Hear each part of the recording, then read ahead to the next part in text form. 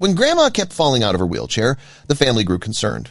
Her son, Michael, could not understand how it kept happening despite all precautions. To ensure her safety, he installed cameras around the house, hoping to find an explanation. What the footage revealed, however, was far more shocking than he ever anticipated.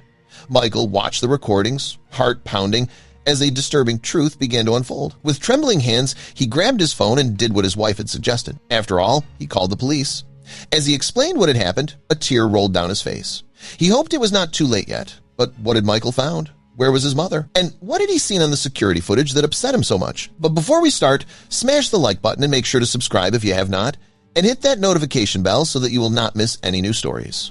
It did not seem to be anything serious at first. Grandma Kathy was only getting older, and it was becoming more and more difficult for her to move around on her own. At first, she had gotten a walking cane to help her get around the house, and she used a walker whenever she left the house. This seemed to work for a while, but it was not long before she switched to a wheelchair. Kathy pretended to be unfazed, but Michael knew it was a big deal for her.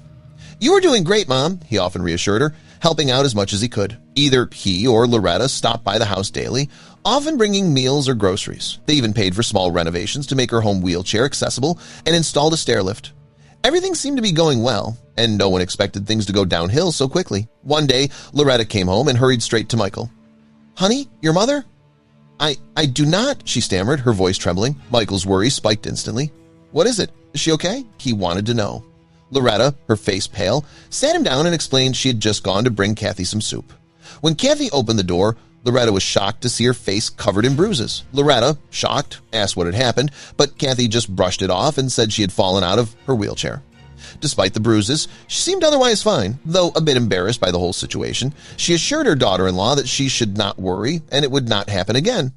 "I was just being clumsy, that is all," she insisted. Michael felt terrible about the incident and immediately hired a caregiver to help his mother with dressing, bathing, laundry, and other tasks. Although Kathy initially insisted she was managing fine on her own, she eventually agreed to the help after a serious conversation with Michael. However, no one anticipated the disaster that followed, and it came extremely unexpected, to say the least. It is important to note that Michael and Loretta had met with the caregiver, Nicole, before officially hiring her and thought she was perfect for the job. Nicole seemed honest, hardworking, and experienced, giving them confidence that Grandma Kathy would be in good hands. Michael regularly checked in with his mother, who assured him she liked Nicole and appreciated the help. But the next time he saw her, he was in for a huge shock. One day, Michael dropped by his mother's house to have a cup of tea with her, as he was already in the neighborhood, and he could not believe his eyes when she opened the door.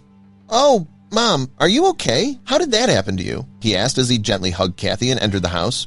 She just sighed and averted her eyes. She was all bruised again. Michael gently led his mother to the living room and insisted she rest on the couch, expressing his concern. "Mom, let's sit down. You need to take it easy," he said softly. He watched her carefully as she settled into the couch, her frail form seeming even more delicate.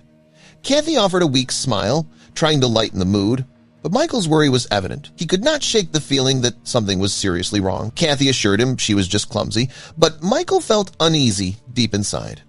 "It is nothing, Michael. I am just getting old and forgetful," she said, chuckling lightly. He nodded but could not hide the concern on his face. "I do not want you to keep getting hurt, Mom. We need to figure this out," he replied. Although Kathy tried to dismiss the issue, it was clear that Michael's unease lingered. The next morning, Michael and Loretta discussed what he had seen and agreed it was time to get to the bottom of things. Over breakfast, Michael recounted the incidents. "Something is not adding up, Loretta," he said. Loretta listened intently, the crease on her forehead deepening with worry. "We cannot just ignore this, Michael. Let's find out what is really happening," she urged. They both knew they had to act quickly. Loretta decided to take a week off from work to personally oversee things at Kathy's house. Michael agreed, appreciating her willingness to help. She planned to observe Nicole's interactions with Grandma while secretly keeping an eye on the house. With a plan in place, Loretta prepared for her stay at Kathy's house, determined to uncover the truth. Pretending it was a regular visit, Loretta moved in and took notes discreetly. She brought a few bags, making it look like she was just spending time with Kathy. Kathy seemed pleased and did not question the extended stay. Loretta stayed close whenever Nicole was around, always alert. She was surprised by how professional and pleasant Nicole seemed. Despite this, Loretta remained watchful. One afternoon, while taking out the trash, Loretta noticed Nicole speaking on the phone in hushed, anxious tones. She did not intend to eavesdrop, but the change in Nicole's voice caught her attention. Standing behind the garage, Loretta strained to hear. She caught fragments like, "We cannot do it now," and "she is always around." The cryptic nature of the call alarmed her. "No, not yet. She is always around. We have to wait for the right moment," Nicole said before ending the call abruptly. Loretta's heart raced. That evening, Loretta told Michael everything. "Something is definitely fishy, Michael. We need to talk to Nicole," she said, clearly unsettled. Michael nodded. "We will ask her about the call. Maybe there is an explanation." The next day, they confronted Nicole. She appeared surprised by their serious tone. Loretta explained what she had overheard. Nicole's reaction was not what they expected. She looked hurt and defensive. "I do not understand why you think such things about me," she said. "I have been nothing but loyal to Mrs. Kathy." Nicole insisted the phone call was personal and had nothing to do with Kathy. Michael and Loretta exchanged unsure glances. Nicole's emotions seemed real, but doubt lingered. Loretta felt conflicted. Could they have misunderstood? Even though Nicole maintained her innocence, Michael felt compelled to keep the cameras rolling. "We will continue with the cameras just to be on the safe side," he said to Loretta after Nicole left. They agreed to give Nicole another chance, but with increased vigilance. Over the next few days, Michael and Loretta monitored the footage in shifts. One evening, while reviewing the recordings, Michael noticed something unusual. Nicole entered Kathy's room in a rush, nothing like her usual calm routine. "Loretta, come here," he called. Nicole's movements were hurried, almost frantic. She held a small bottle and seemed to administer something to Kathy. "What is in that bottle?" Loretta asked, alarmed. Michael did not know, but something about it felt wrong. Nicole left the room quickly afterward, leaving Kathy alone. Michael replayed the footage repeatedly. This was their first concrete evidence. They contacted the authorities immediately. "We cannot sit on this," Michael said, dialing the police. Loretta prepared the footage and necessary details. The authorities promised to investigate promptly. Detective Harris was assigned to the case. He reviewed the footage and collected statements. "We will keep you posted," he said. Michael felt both relief and apprehension. Loretta shared the same uneasy anticipation. To avoid alerting Nicole, the police conducted a discreet wellness check. Detective Harris visited Kathy and Nicole, careful not to raise suspicion. "We are just here to see how you are doing," he said casually. Kathy was pleased, unaware of the true reason for their visit. Michael and Loretta stayed out of sight, hoping the investigation would uncover what they could not. Detective Harris advised them to act normally.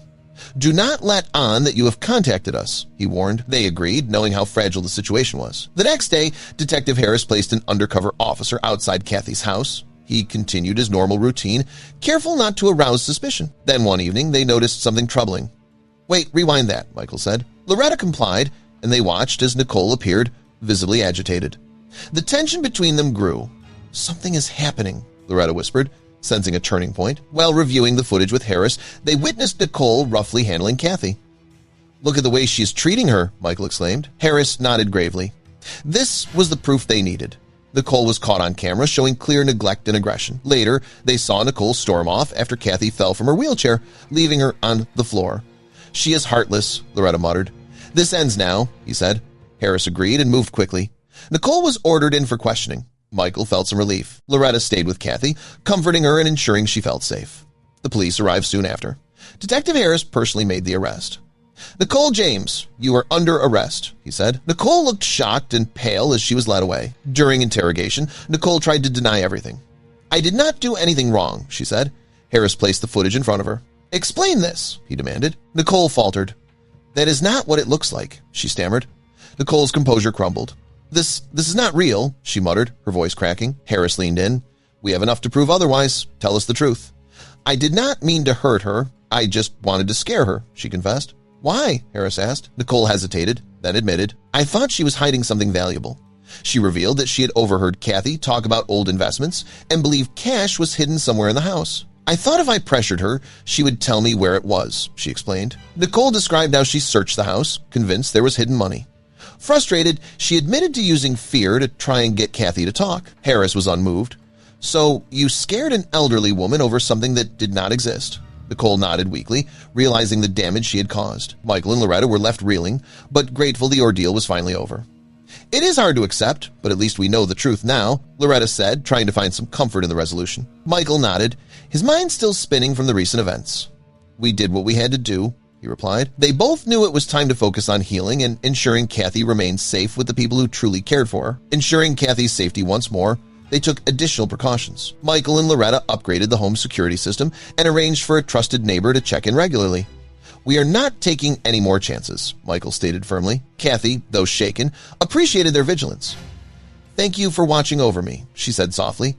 They made sure all the new measures were in place, giving them peace of mind. Their primary goal was to protect Kathy from any future harm. Kathy felt more secure with her family by her side, grateful for their unwavering support. Michael and Loretta visited her daily, bringing meals and spending quality time together. "You are never alone, Mom," Michael reassured her. Kathy's green eyes sparkled with gratitude. Feeling the warmth of their love, they laughed and shared stories, slowly rebuilding the sense of safety and normalcy. Though the ordeal had been traumatic, it had also brought them closer, strengthening their family bond.